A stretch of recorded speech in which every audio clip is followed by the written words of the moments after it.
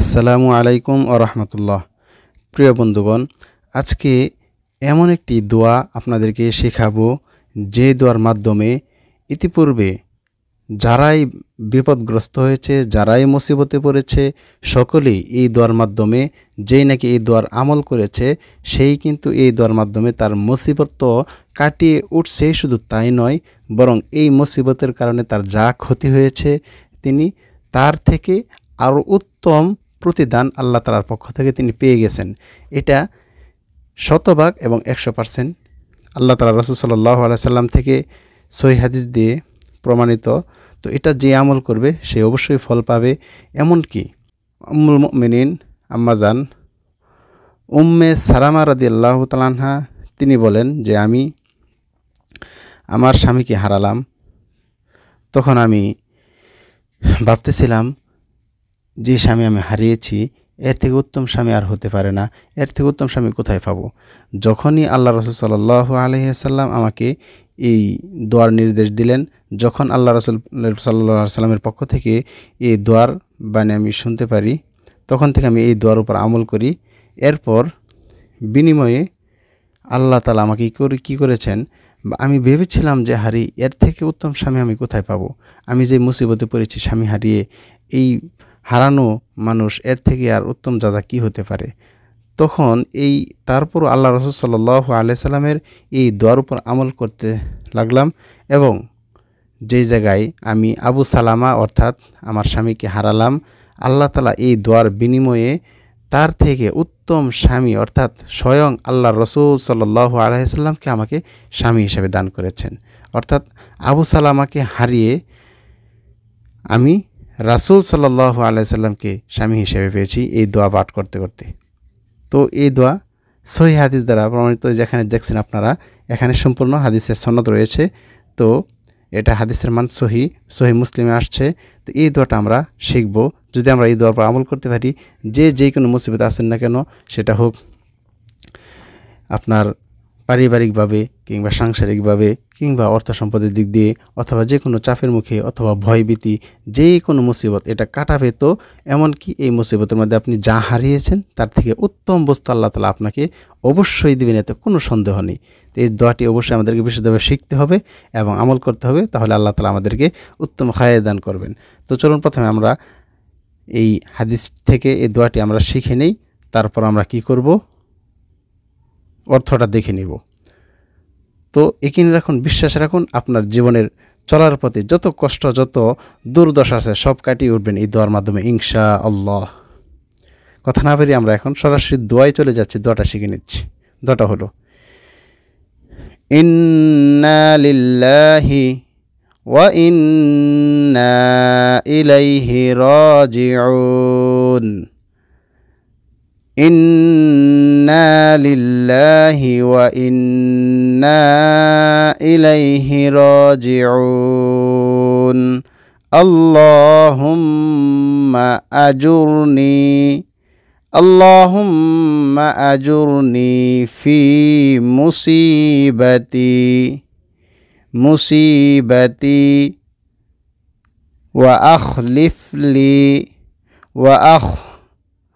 আখলিফ লি খায়রাম মিনহা ইল্লা আজরাহুল্লাহ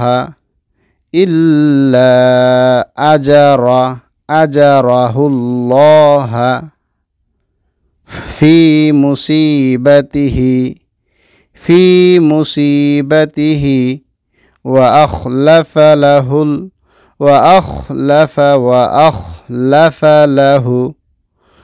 আখলাফ লাহু খায়রাম মিনহা।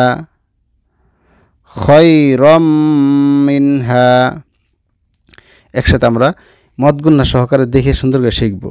যে নুনের মধ্যে তাজদীদ আসছে, নুন গুন্না হবে, জবরবার খালিয়া বেলা আসছে, টান হবে, এগুলো সব আমরা খেয়াল করে আমরা শিখব। ইন্না লিল্লাহি ওয়া ইন্না ইলাইহি রাজিউন। আল্লাহুম্মা আজুরনি ফি মুসিবাতি ওয়া আখলিফ লি خيرا منها إلا أجره الله في مصيبته وأخلف له خيرا منها। এবার আমরা অর্থটা দেখে নেই। দেখুন, নবী সাল্লাল্লাহু আলাইহি সাল্লাম এর স্ত্রী উম্মু সালামা রাদিয়াল্লাহু তাআলা আনহা থেকে বর্ণিত, তিনি বলেন, আমি রাসূল সাল্লাল্লাহু আলাইহি সাল্লামকে বলতে শুনেছি, কোনো বান্দার উপর মুসিবত আসলে যদি সে বলে ইন্না লিল্লাহি ওয়া ইন্না ইলাইহি রাজিউন, আল্লাহুম্মা জুরনি ফি মুসিবাতি ওয়া আখলিফলি খায়রাম মিনহা ইল্লা আজরাহুল্লাহু ফি মুসিবাতিহি ওয়া আখলাফা লাহু খায়রাম মিনহা। কি কমা?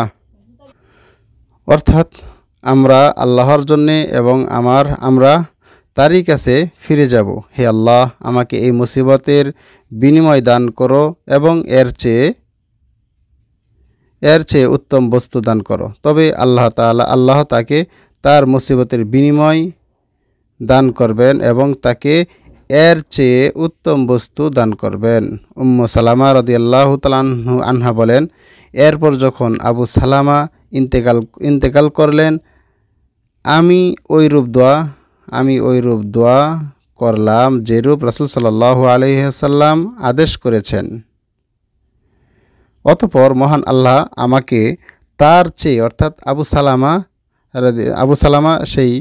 সালামা থেকে, সে আগের স্বামী থেকে তার চেয়ে উত্তম নিয়ামত অর্থাৎ রাসূল সাল্লাল্লাহু আলাইহি ওয়াসাল্লামকে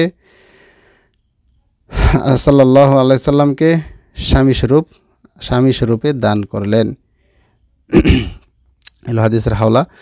ইনশাল্লাহ আমরা যদি নাকি একিনের সাথে, যেহেতু এটা হাদিসে আসছে, সহিহ হাদিস, কোনো সন্দেহ নেই, আল্লাহ রাসূল সাল্লাল্লাহু আলাইহি ওয়াসাল্লাম যেখানে বলেছেন, উম্মে সালামা যেখানে আমাদেরকে উৎসাহিত করে বলেছেন যে আমি তার থেকে উত্তম স্বামী, আমি ভেবেছিলাম যে আবু সালামা থেকে উত্তম স্বামী আর কে হতে পারে, কিন্তু এর চেয়ে, তিনি যেহেতু ইন্তেকাল করেছে, এর চেয়ে উত্তম স্বামী আমি কোথায় পাবো। কিন্তু আল্লাহ রাসূল সাল্লাল্লাহু আলাইহি ওয়াসাল্লামের এই হাদিসের উপর দোয়া করলেন, দোয়া আমল করতে থাকলেন, আল্লাহ তাআলা বিনিময়ে তাকে এর থেকে উত্তম স্বামী স্বয়ং রাসূল সাল্লাল্লাহু আলাইহি ওয়াসাল্লাম দিলেন।